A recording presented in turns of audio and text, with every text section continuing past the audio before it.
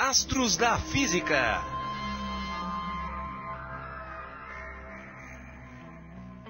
Colocar um satélite em órbita não é uma tarefa fácil. Foram necessários muitos esforços no decorrer da história para dominarmos essa tecnologia tão importante nos dias de hoje. Para saber um pouco mais como se coloca um satélite em órbita, precisamos entender o movimento dos corpos celestes no espaço, começando pelo movimento da Terra ao redor do Sol. Você realmente acredita que a Terra gira em torno do Sol? Mas o que nós vemos todos os dias não é o contrário? Ou seja, o Sol se movendo em volta da Terra? Foi pensando assim que há mais de 2000 anos atrás, o filósofo grego Aristóteles concluiu que a Terra ficava no centro do universo e todos os outros corpos celestes giravam ao seu redor, descrevendo órbitas circulares perfeitas. O astrônomo grego Cláudio Ptolomeu também acreditava que a Terra estava imóvel no centro do universo e ao seu redor girava o Sol, a Lua, os planetas e as estrelas.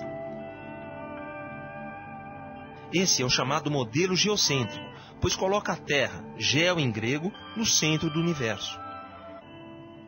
Mas, se observarmos a Terra, o movimento dos planetas durante alguns meses, vamos perceber que eles não descrevem movimentos circulares como deveria ser se estivesse girando ao redor da Terra.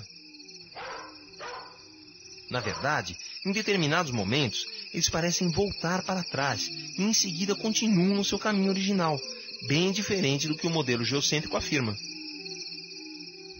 Por esse motivo, quase 1300 anos mais tarde, o monge Nicolau Copérnico começou a fazer mais observações e a estudar os escritos de Aristóteles e Ptolomeu. Assim, chegou à conclusão que o sistema geocêntrico apresentava problemas inexplicáveis. Depois de muito estudar, Copérnico acaba postulando uma nova teoria, em que o Sol é colocado no centro do sistema solar e todos os outros astros, inclusive a Terra, giram em torno dele. Esse é o chamado modelo heliocêntrico, pois coloca o Sol, Hélios em grego, no centro do sistema solar. Naquela época, a discussão entre os defensores das duas teorias estimulou muitas pessoas a coletarem dados astronômicos mais precisos. Uma dessas pessoas foi o astrônomo Tycho Brahe, que observou e catalogou os astros de forma incomparável. Tycho percebeu que, ao utilizar o modelo heliocêntrico, as suas previsões eram muito mais precisas do que se utilizasse o modelo geocêntrico. Surge então um homem com um grande talento matemático, que irá ajudar e complementar o trabalho de Tycho. Seu nome, Johannes Kepler. Com os dados de Tycho, Kepler leva adiante seus cálculos e percebe que todo planeta descreve uma órbita elíptica ao redor do Sol, estando este num dos focos da elipse. Esta afirmação é conhecida como a primeira lei de Kepler. É bom lembrar que a Terra, apesar de descrever uma órbita elíptica ao redor do Sol, é uma elipse de excentricidade tão pequena que podemos dizer que sua órbita é quase circular. Kepler descobre também que as velocidades dos planetas são reguladas pela varredura, ou seja, a linha que une o planeta ao Sol varre áreas iguais em tempos iguais. Essa descoberta acaba sendo conhecida como a segunda lei de Kepler. A terceira e última lei de Kepler afirma que quanto mais distante um planeta estiver do Sol, maior o seu período, ou seja, mais tempo ele levará para completar uma volta em torno do Sol. Com essas três leis, Kepler tira definitivamente a Terra do centro do universo. Os planetas passaram a descrever órbitas elípticas e o Sol passou a ocupar um dos focos dessas elipses. O interessante é que essas leis valem para quaisquer corpos do universo, sejam eles estrelas, planetas, cometas, satélites naturais ou satélites artificiais.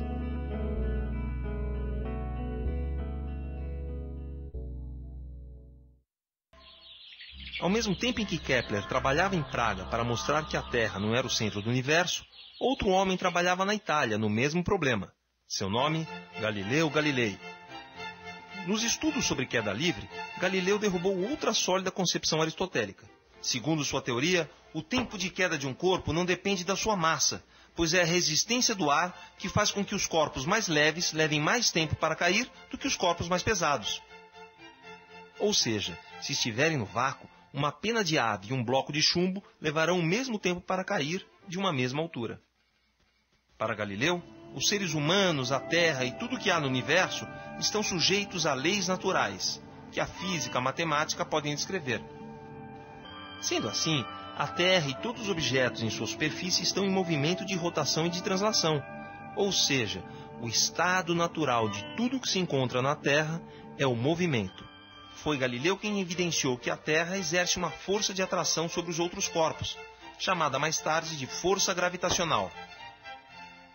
Também estudou o movimento balístico, mostrando que o percurso de qualquer projétil perto da superfície da Terra é um arco de parábola, em função da combinação da força gravitacional e o estado de inércia do corpo.